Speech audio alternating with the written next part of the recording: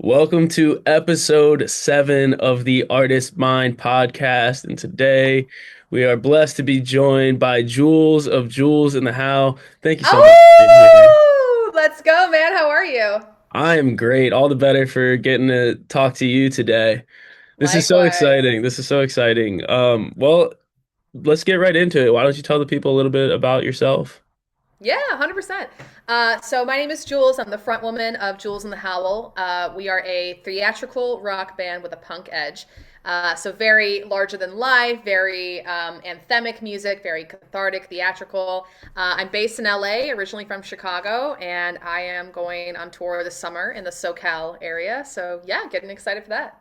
Awesome. We'll definitely have to make link all your stuff to make sure that they know Absolutely. where to get tickets to see you. So Absolutely. so you said you moved to LA from Chicago. What does that kind of obviously Chicago has like a great music scene. Do you think that's kind of played into your sound that you've then been able to take out to LA with you? Oh, 100%. Chicago is where I cut my teeth. I pretty much right when I graduated from college, I moved right back. I'm from the suburbs originally, then I was able to move into the city, which was awesome. And it kind of like what we were talking a little bit about before we started recording. It's great to find a place where you can really kind of hone your craft and kind of figure out what your sound is and like what you're going to do. And I would 1,000% not be the artist or the musician that I am today without having spent, I think about 4 years, like really cutting my teeth and like, honing my craft and like I think when I first got started, I went from like being like a singer songwriter behind the piano. I cut like an EDM track. I cut a country track. I don't know what the hell I was doing, and then eventually kind of found my way around to the music that I do now. And actually, uh, there's two reasons why I go by Jules and the Howl, right? So the first is there was a Chicago blues musician called the Howlin Wolf, and he and that whole scene were super influential to the Woodstock era of musicians, so like Rolling Stones and Zeppelin and whatnot. And I wanted to kind of reflect that because that blues sound, it was sort of the first sort of injection, if you will, of like that raw, just like cathartic energy that went into music, which then inspired the people who inspired me. The Woodstock era musicians were the ones that kind of really helped me sort of turn a corner in terms of like the kind of sound I wanted to produce. So that's Chicago, yes, has led huge reason for the musician that I am today. So how long have you been in LA now? I've been in LA for 7 years. I actually just passed my 7 year mark. I have to make an Instagram post about it, because Yeah, everybody posts their LA anniversary like every fucking year, I guess it is. So yeah, no, I just passed my 7 year.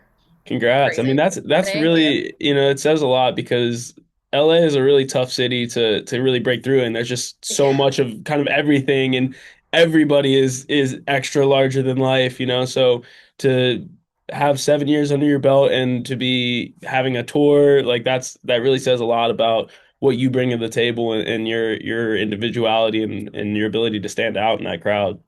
Thanks, man. I really appreciate that. Yeah, I mean, to your point, excuse me, it is not an easy city by any means. It absolutely, you know what it is? It's kind of like being in LA as a musician is kind of like being in pre-med in college. And here's why I say that.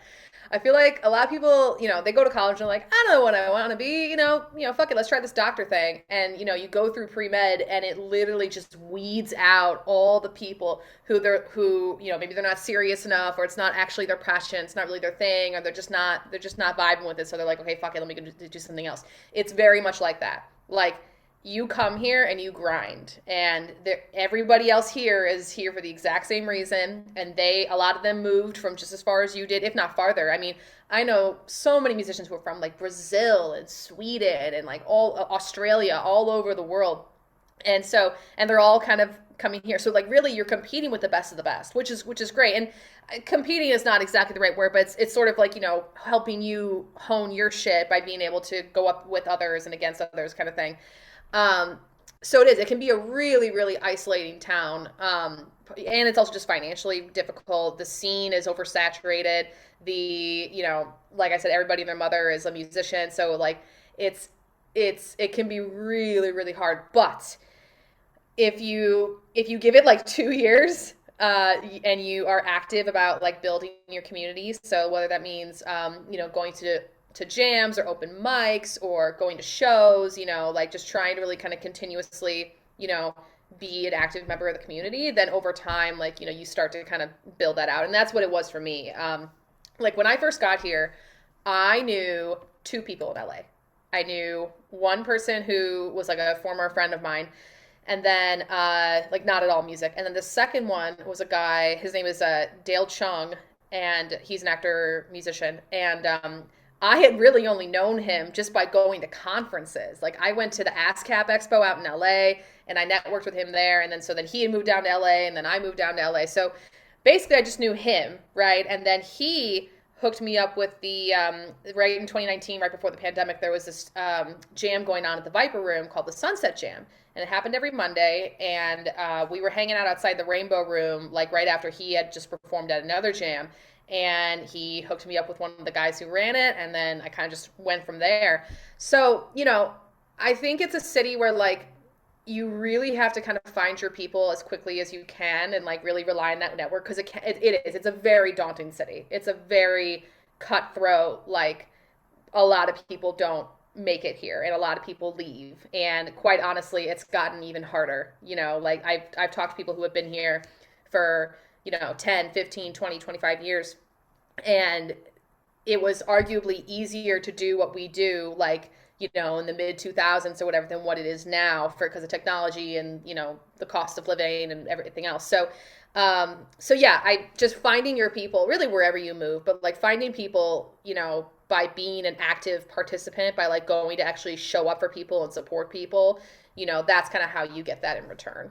That is such a huge thing, and I really want to take a second to highlight that because just from the standpoint of like what this podcast is, right? The Artist Mind Podcast is kind of a podcast for not only appreciators of the art, but for other creatives as well. And I think what you said there of being an active participant in the scene is Right. so, so important. And not just to be like, hey, where can I play? Where can I go on? But like go support Right. the other people, and you'll find, and I've found for myself in that same exact thing, going to open mics, going to jams, just Yep. meeting people and supporting the scene. They're gonna want to turn around and go, hey, like Jules is pretty good. You heard her at the open mic. We need to get her on an actual show and like flip Right. some things. Like let's get her like an actual stage. And oh, you A need to meet thousand. this person who could be, in your band. And then all of a sudden you look up and you actually have a team of people that really support you. Right. No, and it's such a simple thing, and yet it's like the hardest thing for people to like wrap their minds around, which never ceases to amaze me. Like I'm like, dude, all you gotta do is just show up. Like, especially in LA. LA is a very flaky town, right? Like you're like, oh, we should hang out sometime, and like that never happens. And so just showing up, like doing what you say you're gonna do. And I understand like shit happens, right? You get sick, like something happens, like whatever, traffic, whatever. But like if you generally make a point of doing what you say you're gonna do and like showing up when people ask you to, or like when you're even unasked, that goes such a long way of being like, wow, this is someone who I can actually fuck with, or like who I actually can trust to like, kind of like be someone as part of the scene. And the people start to let their guard down, because it's like at the end of the day, so much of what like networking is like what can, because everyone's always asking, like you said, like, what about me? What can you do for me? What can you do for me? Well, no, you have to be able to offer something to someone. So even if it's something as so simple as your time, being like, hey, like, how can I support you? How can I, you know, be there for you? Or how can I hook you up with someone? Like all the time, I'm always like, oh my God, you need a producer? Come hang out with my producer. He's the shit. He's worked with XYZ. This is great. Oh my God, you need a violinist? Go get my girl, Jasmine, da da da da. Go get my, what I mean? Like that's like, if I can't help you, I at least want to be like a connector. And Hmm. like karma wise, it has come back in many, many ways. And so I think that people often approach it the wrong way, right? Like kind of like you said, like, oh well, how can I get on the bill? How can I do this? How can I do like that ain't gonna fly. Like you have to, at the very bare minimum, give someone like your time, or even like a fucking Instagram shout out. You know what I mean? Like, oh, Yeah. I came across this band, that I saw last night. They were great. Da da da da. It's like it's just something really easy like that. Like it's that's all it is though, man. But yeah, I'm very passionate about that because it's truly astounding to me how much of an impact it makes and how little people follow through with it. Now, I have been one to do that to a fault, in that like I'll stretch myself too thin and I'll just be like, oh my God, and then I'll commit to too many things. So like you got to be like, like covetous of your time and making sure that you're kind of putting time into like the right people and the right contacts and the right, whatever. But, when you first get there, yeah, you're going to probably end up spreading yourself a little thin, just because you're trying to just meet as many people as possible and just kind of get in there. And, it's hard, and it can be a grind, but like, you know, it, if you meet 10 people in a room, you're going to vibe with at least one or two of them. And so it's Yeah. a matter of sort of collecting those one or two over time. I mean, I can already tell, like, just in the couple minutes that we've been talking, that like there's a reason why you have been able to last as long as you have in LA and find the success, because it's that exact approach. Thank you. I had a mentor that one of the most profound things that I've ever heard. He broke down the word deserve. It's like if you look at the word deserve, Mm, everybody thinks they deserve, they deserve X, they deserve Y, whatever. But it's like if you look at the word deserve, you go to like the Latin root, de serve, of mm-hmm. service.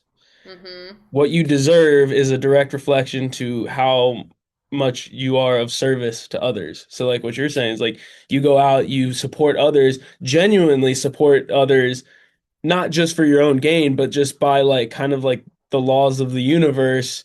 You go Yeah. support them, that energy is going to come back to you. And then all of a sudden, Yeah. you're the ones with opportunity. No, I like that, and I actually took Latin in high school, so that's very funny that you mentioned that. No, and I think that there's absolutely something to be said for that. I think though too, what a lot of musicians, at least that I've encountered in LA, what they struggle with is kind of feeling like they deserve something, or like they've earned something. I know I've definitely struggled with it, where it's like, hey, like I've checked off the boxes, right? I've done all the right things. I've engaged on social media. I've networked in my scene. I've performed. Blah, blah, blah. I've done all the things, released music, and it's like, okay, well then why am I still hitting a wall? Like I deserve to be at the next level. I deserve to be in the room where it happens, kind of thing. Like whatever it is. So I think a lot of musicians struggle with that, because like there is absolutely, you get to a wall where it's like, okay, how am I going to break through? How am I going to, whether it's, I don't know, if you want to get signed to a label, if you want to get signed to management, whatever it is, like how then do I get into like that pocket? But yeah, going back to like, deserve and earn, I try to kind of make the distinction for me. Like I prefer to say that I've earned this, as opposed to that I deserve it. Hmm. Because kind of like what you said, like, if you're talking about it as like, okay, it's a form of service, that's one thing. But like how people typically think of it is like, no, like this is I Entitlement. deserve this. I'm entitlement. Thank you. I'm Yeah. entitled to this. Like, no, the fuck you're not. No one's entitled to anything. But if you've earned something, bless you. If you've earned something, then yeah, absolutely. It's like, okay, like I've worked hard. I've put in I've grown in the ways that I needed to. I've pushed myself outside the boundaries of my comfort zone. I worked hard. I did the things that I needed to do to get to this moment. That to me is like, okay, I've earned this. Yeah. So, And yeah. sometimes when you hit that wall, like as you were saying, it's like well, you're not just gonna like walk through a wall. Right. You need enough force behind it to like actually break through. And sometimes that's where just patience comes through, where it's like, hey, I feel like I should be on the other side, but I have to keep building up this momentum, building up this steam, building up this Right. thing until I finally have enough strength to really break through the other side. And then you break Right. through with some real momentum and real energy. And it's a different thing when somebody I feel like is like barely scraping into that next thing versus when they show up and they're like, boom, I'm here and you're gonna pay attention because you have no Right. choice. Like you can't Right. ignore this. Right. Right. Exactly. And you have to. I feel like we're all trying to get to that point, right? It's like where you can't be ignored, right? Like Yeah. where you can't like whether it's a numbers game, whether it's a footage, like the footage that you have of your live shows, like you cannot be ignored, and that's like, okay, now I need to pay attention to you. So yeah, and it's like, I as much good as social media has done for independent artists, it's also done a lot of harm. And so like there's still gatekeeping. You know what I mean? Like there's still like money and not money, connections and not connections, legacy acts, not legacy acts, kind of a thing. And I think one of the things that we run into is that because of where technology has gone, there used to be A&R, right? And now there's A&R itself has really kind of disappeared, at least as far as I've seen. And what I mean by that is like traditional A&R was like they go out to a club on like a Saturday night, they like this band, maybe they're a little rough, a little unpolished, but overall the talent is there.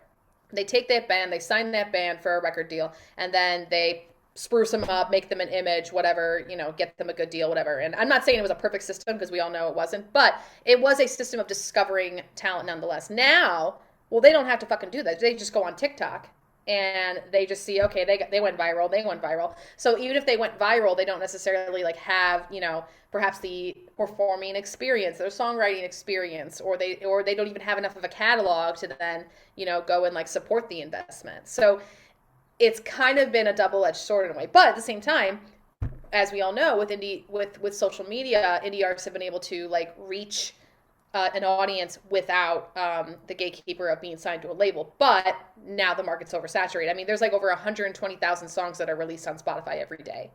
And then add in all the AI stuff you have to sort through, not just the songs, the content, all of it. Like, even just like looking at a video on Instagram and be like, damn, this band is really good. Are they even real? Like, do they exist? Dude, yeah, no. Or even like if you see like the AI posters, you're like, okay, all right, I guess that's a thing. But yeah, no, it's wild what musicians are up against now. I think that like we're starting to see some cracks in the system, like like the Live Nation settlement. Now that obviously needs to be like actually time will tell as to how that actually pans out. I'll believe it when I see it, but it is a crack, and I think that more and more cracks are, I think, hopefully going to be showing to the point where like we just have to explode and then rebuild the system from the ground up. So I think we're just really I feel like kind of at an inflection point with music, with the industry in general, and that like what we're doing right now as a whole is just not sustainable. Yeah, and it's interesting in terms of like whether you approach it from wanting to be a part of the industry as it is, Mm-hmm. like versus creating your own kind of ecosystem. Mm-hmm. And so I've talked to a lot of artists now that are and even myself included, like aren't really that interested in signing a record deal. Right. It's Totally. like, hey, if I'm because like kind of like you were saying, it was like you were either at a time where it was like, hey, these people have a lot of talent, but they don't have the numbers yet. We need to develop them and then get them. Then the numbers will reflect that. Or this person went viral on TikTok. They have all the numbers and stuff, but they don't actually have the talent. And so, are they actually getting developed? Versus somebody who says, okay, I'm going to have build my own talent on my own time and my own numbers, and then you're coming into it, and that's when it's like attractive to labels, and they go, oh, well, you already have the talent and you have the following, and it's like, well, yeah, so why do I need you at this point? That's exactly it. No, that's pretty much the route that I'm taking, that I'm of the belief of. Like at this point, I think a record label is just basically a bank loan. Essentially. Only the interest is just absurd. And Insane. Yeah, exactly. yeah, You'd be better off just yeah. going to the bank. Exactly. And like a lot of artists don't realize that like, you don't even start to earn anything until after they've recouped their losses on what they Yeah. spend on your recording and marketing Which costs, they right? And decide what they spent on which and what that number exactly. is. Like, Exactly. Like you don't see a dime of that, until they've recouped it. And even then it's like, so I think there's that, and a lot of them will do like, maybe not a lot, but like a good amount of them used to do like 360 deals where they would get a right. cut of like everything. So yeah, after a point, it's like, well, okay, what are you actually offering me that I'm not already doing myself, right? Like and I own everything. So like, why should I give something to you? So that's why like, I think for me, if I were to sign, it would probably be with an indie label. Ideally, it would be with a female owned or female operated label. And then it'd have to be the right circumstances, and they'd have to understand like what I've already done and what I'm doing and the value that I've already kind of put into this. Because otherwise, like it's like you said, it's just not fucking Yeah. worth it. And then that's what often happens. It's like when they see someone on TikTok, okay, cool, well, they've already went viral. Let me just pour gas on the flame that they already started, and then let me go ahead and take my cut. And you're like, well, wait a minute, what the fuck did you actually do? Like, Right. and not all labels are like that, but like that's been the trend. And so yeah, I'm personally very like staunchly indie. I'm very, when it comes to labels, like Yeah. My goal is to get signed to either a booking agency where I can get on tours, or management, or I get my numbers up enough, I get my touring up enough where I then get asked to be an opener for like a bigger tour. Right. Those are kind of the two. And those are kind of things like you said, like management or booking, like that's just like hmm that's kind of like t taking like the whole label thing and just breaking apart the piece and being like, well, I don't actually need this piece, but I could use this piece, Right. like. Right. And Exactly. when you come with leverage, it's like all of a sudden, even if you were to sign with a label, it's like if you come with leverage, all of a sudden that 80-20 in favor of the label is like that number doesn't work so much. Let's do how about at minimum of 50-50 of like a joint venture. And Right. or if anything, you go the other way and go, actually, I'm carrying most of the load. If you want to throw me some more money to kind of speed up the Right. To speed process it and up. kind of, Right. build this out. But if you've built your own relationships, and it also depends on people's circumstances. Like if you don't have the money and you don't have the network, well, that might be the trade-off is that, well, you Right. got to sign because they do offer that. But if you do Right. build that yourself and you come in with leverage, it's a whole different conversation. That's the thing, and I think it's and I believe me, I live in one of the most expensive cities in the world. I know that like money is tight and cost of living is a fucking thing. At the same time, I think you have to, if you want to be an artist, you have to treat yourself as an entrepreneur. You Yep. have to invest monetarily in Yep. your business. So whether that means you put aside X amount per month and maybe you don't use it that month, maybe you use it next month, whatever it is, but like you are it's actively a part of your budget, okay? Because if it's not, then it's just not going to go anywhere, and then it becomes a hobby. Yep. Like Yep. like, or you just reach a certain limit. And sorry, I'm like getting notifications. I'm like, go away, get out of here, go away.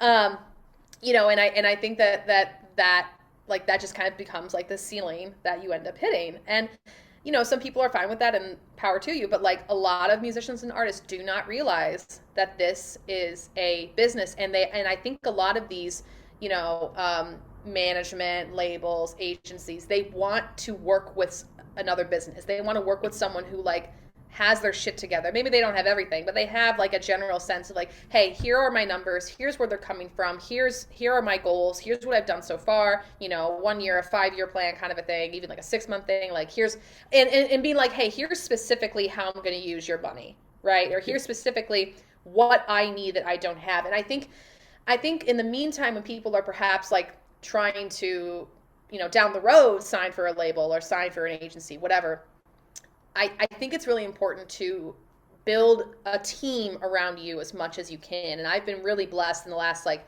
3 years. I've significantly like amped up my team. So like, in 2023, I met my producer.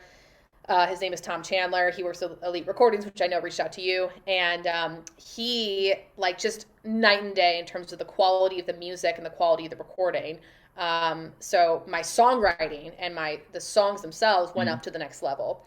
And then, from there, I added on one of my very good friends. Her name is Lynn Holmstead, and she helped me a lot with like the branding aspect of this and kind of keeping the consistency across the social media platforms and coming up with content. Because believe me, I hate this as much as every fucking artist, but like so much of this is content, right? It's becoming a content creator now. And I'll take a quick tangent here. The key to that, I think, is finding, a rhythm and a cadence that works for you, and like finding the trends that you actually vibe with. Like me personally, I do not hop on every trend because I don't want to do something that's inauthentic to myself. But I recognize that the trends are out there and that they do help. So I'm like, okay, well then I run it by Lynn. I'm like, Lynn, should I hop on this one? This one seems actually kind of funny or kind of cool, whatever. So I'll do that. So I got Lynn going, and she sometimes helped with some songwriting as well. And then what's been really key for me is having a business manager.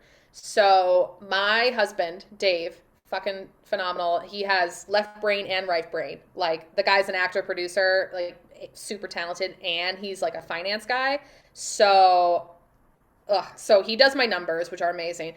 But he also really has studied meta ads like pretty intensely. Mm. And so he's been able to kind of help me over time crack the code on like what works and what doesn't, at least for me and my music. And running those meta ads has really become like a bit of a game changer in terms of getting my streams and getting my count. And so, I tried to do that a few years ago, and I didn't get it right because Meta is so fucking fickle. Yeah, And so having especially him. someone, Dealt with him. right? Oh yeah. So having someone who is dedicated to it, is interested in it, right? Like that's something that they're good at, they're interested in doing, and that maybe you can't do, or that you don't have the time to do, or like the skill to do, right? Recently, I brought in a guy named Bernie Godwin. He's an amazing musician and live sound guy. And I have playback. I have used tracks in my live shows, and I've had to upgrade my rig kind of periodically.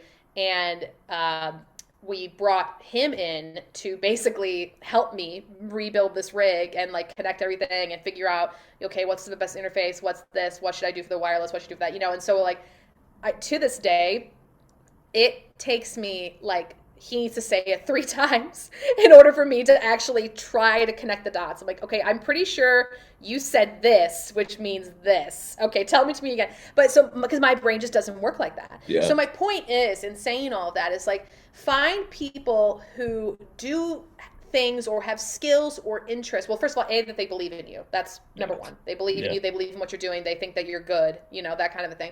And then number two, that they have a skill set or an interest that either you don't have or that you don't have time for. Like I'm not a person who's going to go and mix my own music. It's never going to happen. Like I can record shit, but like I immediately get overwhelmed by like, ooh, if I adjust this knob just a tiny bit of a decibel, and if I just do this EQ, and like, no, absolutely not, never going to happen. And the meta ads I tried, and it's, as we all know, it's like the bane of everyone's existence. And Dave is able to handle that content. Like Lynn literally lives for that shit. So like that's her thing. So like I pay her for that. So like I was able to delegate. At the same time though, I'm not saying, okay, just delegate and throw everything to everyone. Because you have to work within your means and within the resources that you have. I think also it's important for artists to then find something else within your business, right? Within your business ecosystem that is something that you can do or that you can teach yourself or learn. So for example, I've done all my own album artwork. I've done all my own posters, all my own graphics, my own EPKs. Like I've done all of that, like we've done a lot of DIY with like Polaroids and that type of photography. And then I've kind of juiced it up from there. Like I do my own booking, I do my own management, I do my own, rehearsal scheduling for like I'm my own tour manager. I am my own tour manager. Literally, before I was on the call with you, I was talking to the sound engineer for one of the festivals that I'm playing this weekend. And before that, I was talking to my drummer. So it's like, and no, I wouldn't say that I'm MDing this, but my point is, it's like, okay, let's take the skill sets that you kind of already have, that you already have an interest in. Like I already had a creative physical thing. Like, okay, I kind of know what I want my album artwork to look like. I'm already an organized person. Okay, cool. So let me just get some spreadsheets going, and then I can just manage all the logistics of the tour anyway, since I just don't have the budget for that right now. And then kind of go from there. So Yeah.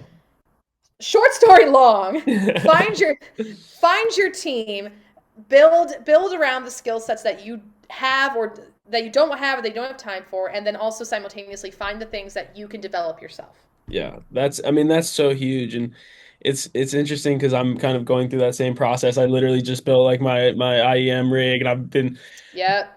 I've made 25 returns to Amazon because I'm like ordering Oh something. Like, yeah. actually, I don't need that one. I need a different thing. Actually, no, like let me Oh do this a yeah. different way. A But hundred, 100%. what I've realized is, and kind of what you're alluding to is like when you get into this, you're like, okay, I want to be a musician. And then you go, okay, so I should probably like learn an instrument or sing or songwrite, which are all three different like things, right? That's just three Right. things right there. Just to learn how to create the music. Then you have to learn how to record the music. Then you have to learn how to mix Right. the music. Then you have to learn how to like then it's like, okay, then how do you actually get the music from, okay, we have a recorded, written, performed thing. Right. Now we need to figure out how to get it out there into the world, and how do we, and then where do people go to get it? And once they hear the music and they want to buy merch, okay, well now you got to figure out how to design merch and have merch available, and then Mm-hmm. book tickets and book tours, and okay, now you need a playback, you need a band, all these different things, and Right. like you end up kind of like sitting there and you're like, I just started with music and now I'm all of these things I that know. I that know. but people And complain about that and they go, oh, I just want to focus on the music. And my thing is like, if you're, I guess there are those people who are just like piano players and they play mm-hmm. piano and that's what they do. For Hmm. me, I like to approach this as being a full spectrum creative. It's like Sure. I'm Yeah. gonna create in the music that I make. I'm gonna create in the merch that I design. I'm gonna create in the posters that I do. I'm gonna create in how I structure the business. I'm gonna create in Right. how I choose to engage on social media. I'm gonna be Right. a creative in all of these different avenues. And then it becomes less of like, oh, I have to do this, I have to do that, all these things that are taking away from the thing. It's like, well, no, this is the thing. This is the thing, you Right. No, know? I think that's absolutely right. It's like it's finding the creative joy, if you will, Yeah. and like the things that you kind of have to do. Like I have to do some content. Like okay, I've been doing this thing where for the last like 6 months I have posted every single day on TikTok. I'm not saying I'm Nice. like getting huge numbers, but yeah, but it's like I'm seeing something decent, and like for me it's been the commitment of like okay every day, and also it's kind of nice too because then I just post and I don't really care as much, but Yeah. like I'm trying things in my voice, and I'm trying to, do things like I'm noticing what's working and what isn't. And so it's like only really I can figure out my own voice, to then eventually pass on to someone else to do that. But I think you also pointed out something uh, that I want to echo on is that like, you mentioned a piano player, right? This is the Artist Mind podcast, right? This is about artists as opposed to musicians, as opposed Yeah. to, session musicians. There is a difference, and there is nothing wrong with either one. There are people who, like you said, they just want to play piano. They don't give a fuck whether it's covers, whether it's a tribute, whether it's an original artist in a dive bar, whether it's a touring artist. They do not give a fuck as long as they are getting paid to play music. They are happy campers. That is Mhm. it. And that's great. And there are plenty of people who do that, and there's eventually plenty of work. Now, do you still have to do some social media? Do you still have to do some of your own like networking, whatever? Yes, of course you do. That's just part of the business. But like, is it then the next level where it's like, okay, no, I want to make a specific type of music with my vision, my branding, my values, my voice, and it's going to sound like this. Well, then no, then that requires a lot more of a plan, if you will, right? Mhm. Or of an ecosystem, So yeah, no, I mean, if you want to just be a musician, then please go just be a musician. You have to understand though that there's still like some business Yeah. etiquette to it, and like, and I think, and that's been the thing too. Like now I'm blessed that I have a great lineup of musicians that I work with pretty consistently. I have backups for all of them, but like I generally, I have a good like network of people. And someone said to me once, it was like when you're working with a musician, you're hiring a musician, there's three things, and you really get to pick two of them if you're lucky. So whether they're ridiculously talented, like insanely, godlike talented, or just talented at all, whether they're a good hang, and then whether they're actually organized, punctual, like able to have their shit together, right? Mhm. You're lucky if you can get 2 out of 3. Yeah. Okay. And or I've been able to get like I get 3. Maybe it's like differing levels. Like okay, they're not like 100% at all 3, and nobody is, but it's like I have differing levels of those 3, kind of a thing. And I think over time, especially in LA, when there are so many musicians, to like so many, okay, like you have to have an element of all 3, or you will get fired and you will be replaced. It is just a fact. Like if like if I tomorrow I was like what, like my lead guitarist is being a fucking asshole and I fucking hate him and I want to fire him, great, I can call like 10 other people, but that's because I live in LA. Not everybody has that, but like that is kind of going back to like okay, the conversation about LA, like that is sort of a pro and con to it, and that Yeah. like you need to step up your game in terms of being like organized and like someone who's reliable and a good hang and all that, because you will be passed over and there's like 20 other of you, right down the door. Right. And that's like it's amazing. I was actually talking to my dad about that the other day and kind of I'm like, look, I'm not the best singer in the world. I'm not the best guitar player in the world. I'm not the best songwriter. I'm not the best producer. But what I have noticed is I find myself in rooms where I look around and I go, how the hell did I end up in this room with all these insanely talented people who are way more Oh, credible and yes. have all this stuff than me? And I'm like, at this point, I've seen a pattern. So I think it's that I'm a good hang. Right. I'm easy to talk with and take interest in Right. people. Right. And that alone will get me there. And two is like I'm willing to come in and do whatever. Like I've got a friend who brings me in on a ton of projects, and some days I'm wrapping cables, some days I'm playing the triangle, some days I'm doing vocal production, some days I'm doing background vocals, sometimes I'm like really involved, sometimes I'm just like there to support. But like Right.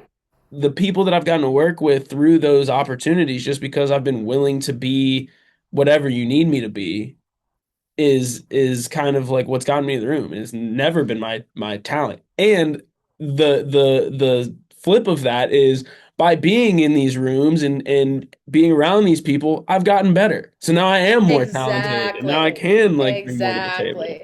No, you're exactly right. It's like I think there's a certain level of like humility that kind of has to be you kind of have to undertake, right? Like, saying yes, right? Yes, And you know, huge. it's huge. Now, again, I'm at a point in my life where I've had to kind of dial back on that because I tend to say yes to everything. It's a crux.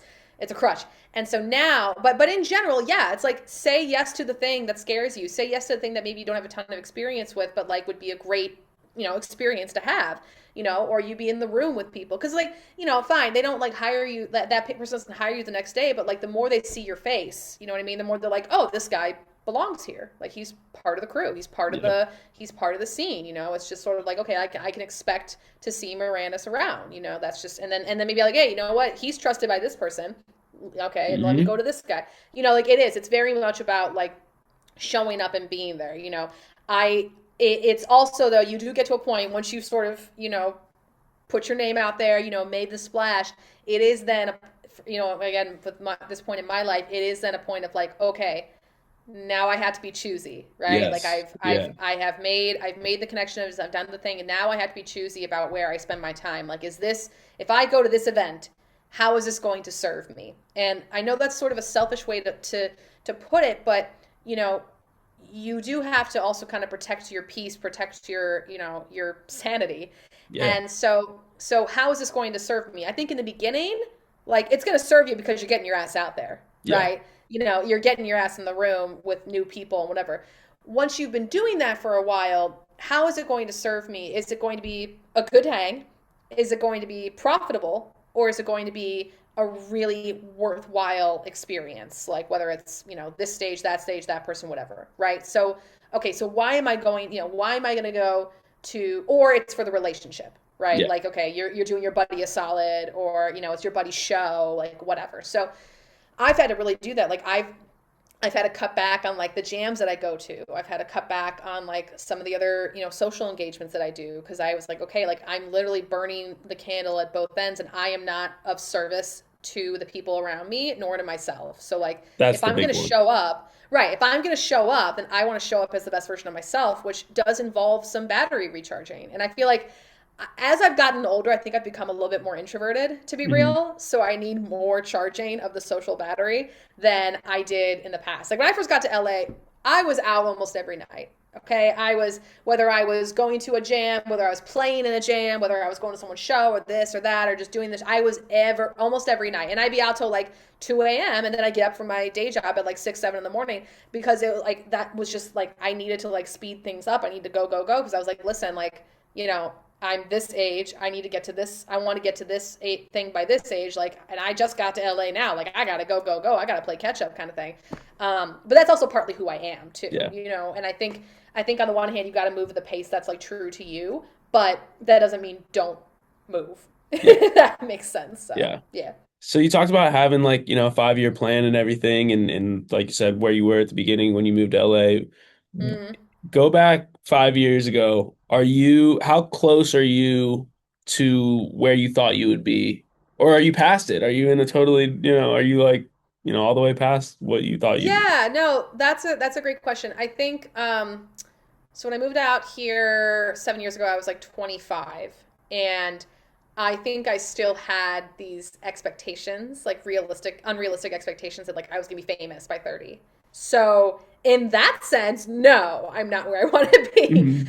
But I think that there are other things that I've accomplished that I didn't quite realize were the stepping stones towards the ultimate success that I want. So like even like 2 years ago, I never would have thought that I would have been able to figure out how to tour, like financially, like how would I have been able to make it work? How would I have been able to make it work with, funding and releasing like 5 singles and then an EP that I did last year? How would I have been able to, figure out the meta ads and like the whatever? It's like, I think, I think that, 7 years ago, like, no, I'm not where I want to be, where I wanted to be, where I thought I would be. But I think that also is sort of though a testament to who I was 7 years ago and who I am now, if that makes Mm, sense. Like, yeah. like, like, you know, I think I think, 7 years ago, I still had very unrealistic expectations of like, if I just keep working hard and if I just fucking burn myself to the ground with how hard I'm working, da, da, da, da, then eventually it'll happen. And we don't live in that world anymore. Like our generation, like, our parents told us, like, hey, be anything, you can be anything you want to be as long as you're a good person and work hard. That's literally not the world that we live in anymore. Sure. So I think having to sort of accept that reality while also, acknowledging where I'm at and how far I've come, I think are kind of things that I've sort of worked on as a person, as an artist. Like I'm not a nostalgic person to begin with. Like I'm very much like forward minded, even sometimes trying to be here in the present, but I'm very forward minded. And Dave, my husband, has really made me be like, look, you do need to acknowledge how far you've come. And for me, I'm like, oh God, it's so cringe what I did 3 years ago. Or, oh God, like, I'm like, that's cool, but I'm not yet where I want to be. Yeah, no, you're not. But like, you're also a lot further than where you were 7 years Yeah. ago or 10 years ago, or even for me, even 2 years ago. Like, I'm still like I was not touring 2 years ago because I couldn't afford it. And now like I'm able to make it work, which is a huge accomplishment. Like, am I touring as much as I want to be? No. Am I on the way to? Yes. And so I think to kind of wrap up your question, I think it's important to acknowledge that goals can change, and that dreams can change. So like for me, I'm not gonna pretend that like I don't have dreams of like performing to an arena of 2,000 people, and I still believe I can do that. But I think that it's okay to have dreams that are in between too, like Mm, in the meantime. So for me, like, okay, like 5 years down the road, my goal would be to be able to support myself exclusively through music. Whether that's, and I'd ideally like to be touring. So whether that's through touring, through sync, through my merch sales, through fan relations, what have you. I want to be making a living, like a sustainable living through music. I also have to acknowledge that I want to have kids, and 7 years ago, I didn't have to worry about that. I was 25. Like, fuck that. I can wait. I'm 32. I'll be 33 in a couple weeks. So for me, it's like, okay, well, there's other priorities at play. So how do my dreams? Because I can't not be a musician. Like I can't not right. be an artist. Like I literally like I'll die. I'll just like there's no point to living. To be fair, to be real. So how do I make the dream happen for me in a way that I'm also able to have a family and support that family, and like while also show my future son or daughter like, hey, look what your mom can do with these resources and this limited network, whatever it is. And then hopefully from there I can continue to kind of rise. But I think goals change, and I think your dreams can change too. I think it's still good to kind of, for me, like I'm continuing to like I always have, whenever you ask me what's my dream, it's Freddie Mercury at Live Aid. Okay, Okay. so Yeah. having this insanely huge crowd at Wembley, and having them, ayo, ayo, ayo, ayo, like that crowd response, like that engagement, that like vibrant, feel of that live music, and that like cathartic, and powerful release of energy. That's what I want ultimately. Yeah. So how do I get there, and how do I, make dreams that are like, here's dream one, dream two, dream three, if that makes sense. Yeah. And I think it's important to recognize too, it's like that feeling of connecting with an audience and having that power. It's like you can do that thing with 10 people in a room. You can do that thing with 100 people, with 500, Right, 1,000, 2,000, twenty right, thousand, 50,000. And right. I think it's important to recognize it's like not everybody needs to be Taylor Swift, Justin Bieber, like these huge mega superstars. No, There are there's so much in between, and I think from the outside, like you kind of think you're, it's like, oh, you're either playing like covers at a bar, or you're the big thing, and it's like there's a Right. whole Right. spectrum of artistry in between that, of people who do it part-time, people who do it full-time, people who are doing it full-time Right. in touring and in into niche markets, and especially now where the consumer has so much control.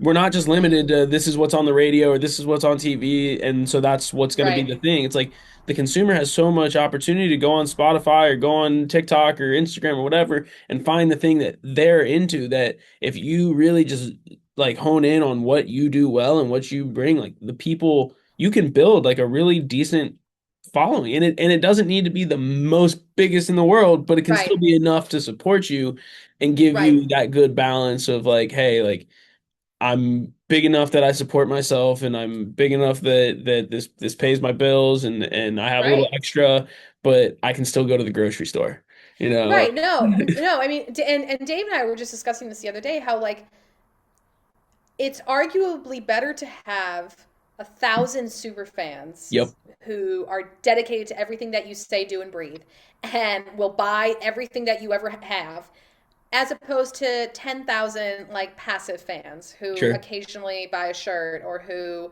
like occasionally see you on Instagram, whatever it is, so yeah, absolutely, like having, being able to build like something that's like mid tier, that's a huge accomplishment. So like, fine, your dad hasn't heard of them, but they've heard of Taylor Swift. But like that doesn't matter, right, because like there are plenty of artists on Spotify that I've never heard of that have millions of monthly listeners, or that have 500,000, 300,000, and they're touring, they're having music placed in sync, like they're making it work.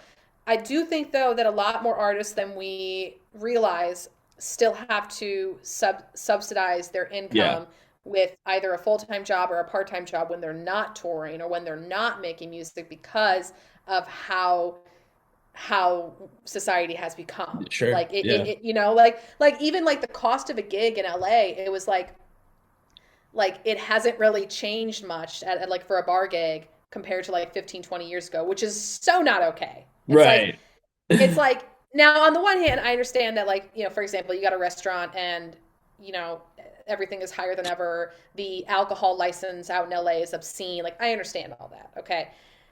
At the same time, asking a band, like 4 or 5 people, to yeah, come and play music for you for 3 hours for $400, like all right, in.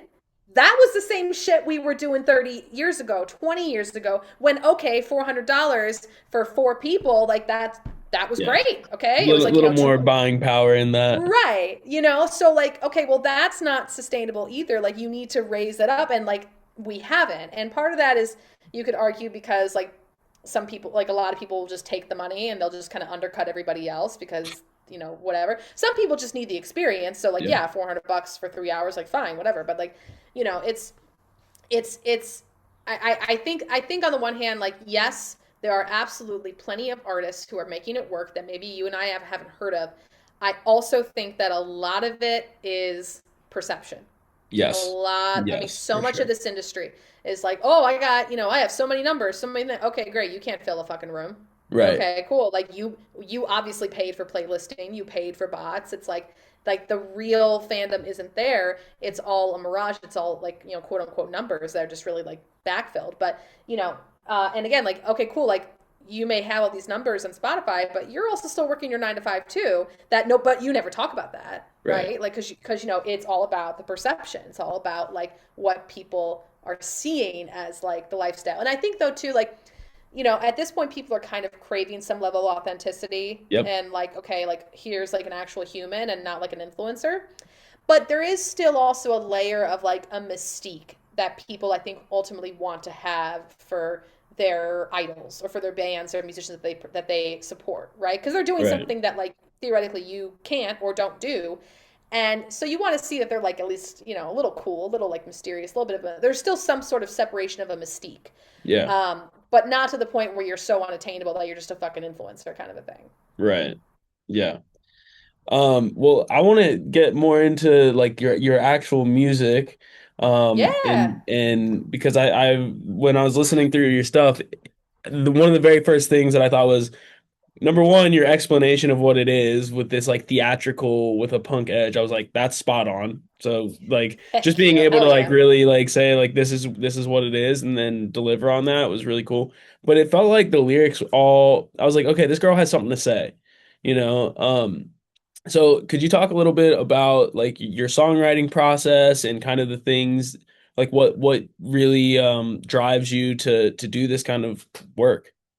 Yeah, no, and thank you. I really do appreciate that. It's so great to know because it's so hard to like it's so hard to find your elevator pitch. So when you Yeah. finally land on something that really resonates, that speaks true to the music, like I that's great. That's great to hear.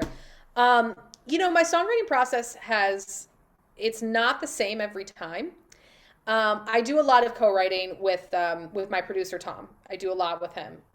Either I bring him like literally a voice note, or I bring him like a fully, I shouldn't say like a decently fleshed out idea, or I co-write with like my girl Lynn and Tom. Like I co-write with my lead guitarist. Like it really depends, and sometimes like they come to me with like, hey, like so for example, Boys Club, right?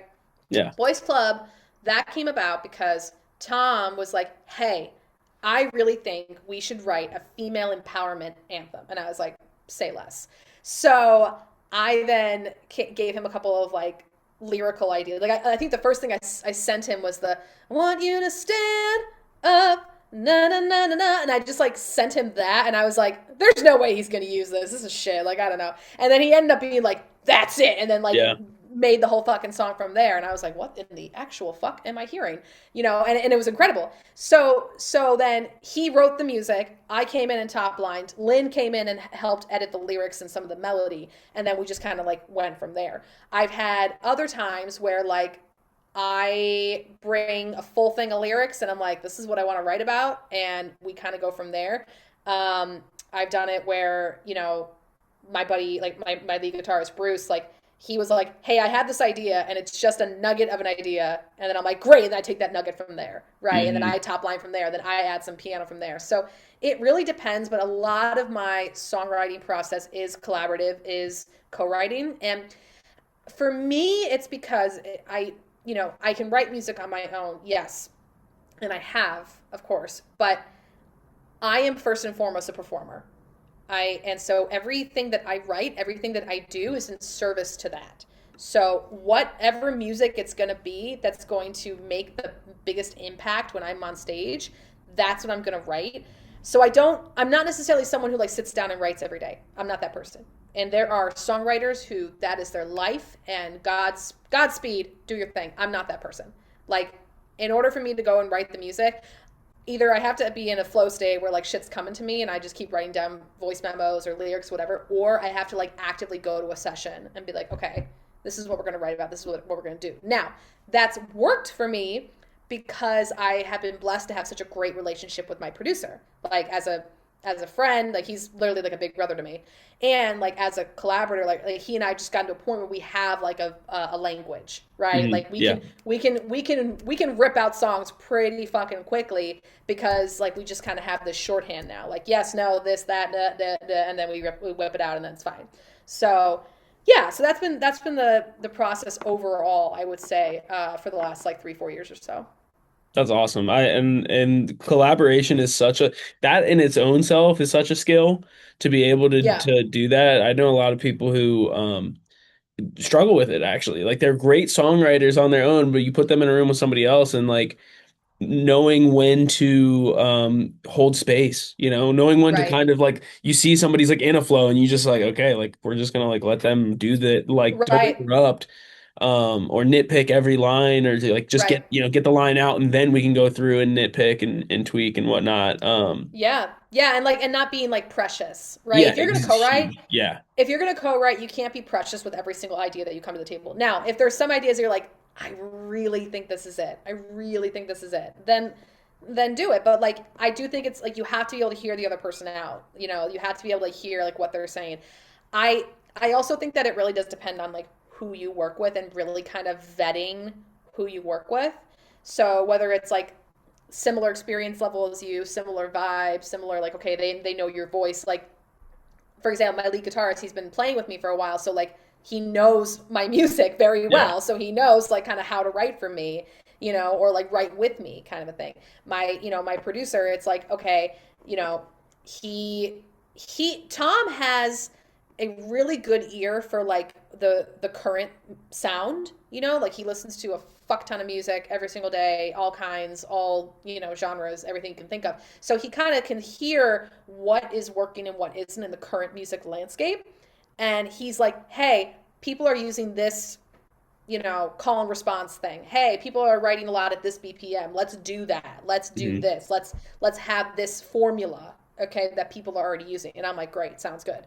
And he kind of has an ear for things. And I also think too that like when you co-write, or even if you're not co-writing and you just bring the song to a producer who knows what they're doing, like they're able to be a new pair of ears for you, because like if you write something, and you create something, like it's your baby to a certain extent, Hmm. right? So being able to let go of said baby and recognize that maybe your baby's a little ugly.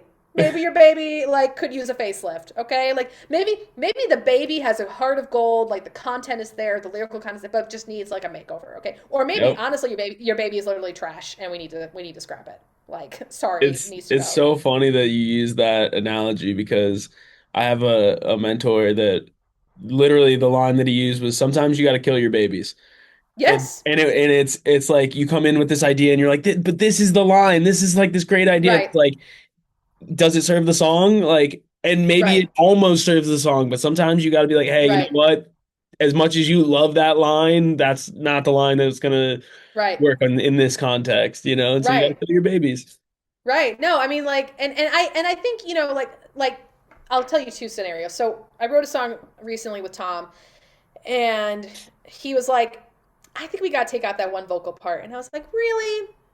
Okay. And then I listened to it over a couple days. I show it to Dave a couple days later and I'm like, you know what? I think it's got to go back in. I'm sorry. I think I feel it needs to go back in. And he's like, okay. So it's like I took the time to like Yeah, ruminate on it and like, like listen, I can't get past this. Like I got to put that back in. And that happens. Fine. that's But artistic converse integrity. right. And that's like, hey, no, this feels in my gut like I need to have this, But I can't be precious about all of it and I have Right. to give it time to You like, put it to the you know, test. exactly. Whereas, conversely, I wrote with Bruce recently, and Bruce Vane, by the way, is his own artist, and he's a great, great, great glam rocker, amazing guitarist. So, and he writes for Sync. He does all kinds of things. So, like, he and I have been writing together, and like, we got feedback from Tom being like, that verse melody, it ain't it. And I'm like, why? What do you mean it's not it? It's fucking. And for me, I'm like, I like it. Like, I like it. And then Bruce yesterday, like, sent me a voice note, and I was like, no, that's it. I am wrong. Like, fuck my Hmm. lyrics, fuck my melody. No, that's it. That's what we're doing. You know what I mean? So I just, it really, like, it's very much a dance, Yeah. like if I don't agree with Tom, and there are times that I don't agree with Tom on like his suggestions, I at least give him the respect and the benefit to be like, all right, I trust you, let me at least like sit with your idea.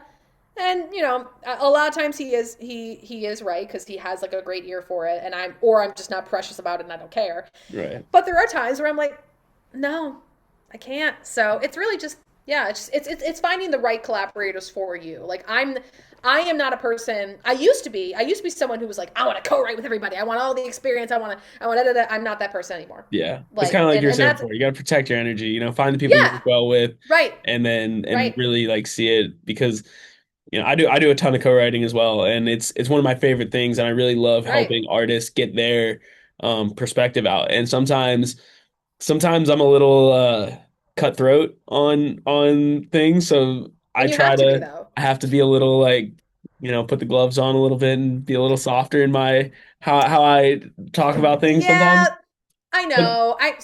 Sorry. Go ahead. well, to your point, it's like the artists that get it and know like what value that I'm bringing to the room, and when I'm talking about something, I'm not just like saying it because I'm like think I'm always right or whatever. Like I generally have a reason for like what I'm saying, and um, the artists who are open minded and like, oh yeah, let's try that. Like amazing. And Right, usually those are the ones also when they go, hey, actually, like this is one that I feel passionate about. I'm like, good. Protect your right, artistic integrity. Don't just listen to me right, because I'm telling you. Like this is again just my opinion.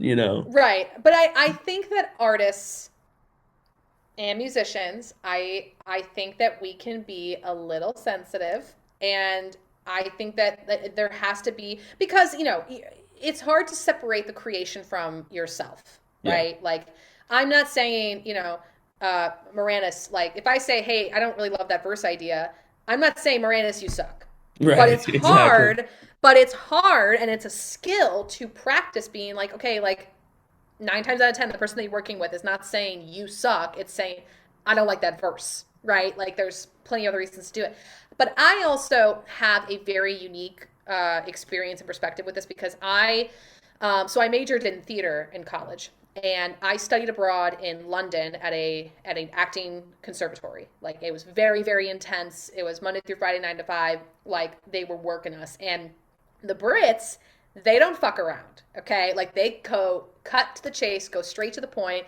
And the whole purpose of that whole experience was literally like, we're gonna peel out all of your layers, everything that you've done to like put on a shield for the world and protect your vulnerability. No, fuck all that. We're gonna literally strip you down to the very bare bones of your essence, and you're gonna find that essence, that vulnerability, and then that's gonna be your strength, and then we're gonna build you back up, right? So I had, like, literally, like, when I can remember the moment that I cracked, right? Like, literally, I was working with a one-on-one monologue coach. Her name was Trilby, such a British name. And she just kept pushing me and pushing me and pushing me and giving me this feedback and this critiques and this feedback and this critiques. And I literally was like about to cry, because I was just like, I can't stand this. You're a bitch and I hate you. And, like, I'm a piece of shit. I'm worthless. And all of a sudden, I just felt like a crack, just like, all of a sudden, just there was this soft jelly inside me, and I was like, okay, this is what she was talking about. This is the vulnerability. This is like where the strength comes from. And so since then, I have been like, give it to me. Let's go. Tell me how much I suck. Tell me where I need to improve. Tell me, cut to the chase, because I ain't got time to fuck around. Like, let's go. Tell me. Yep. So I have kind of that, that, like, that backbone, if you will, that I think a lot of people don't necessarily have or are struggling to build. But I think it's really important if you're going to be a collaborator and if you're going to, move up as an artist. Absolutely. I can relate completely to that. I work with a songwriting coach, Susan Koch. I think she's actually in LA. But she's like, people will bring her songs and it's their heart and soul into it. And she'll, I mean, I've seen her make people cry.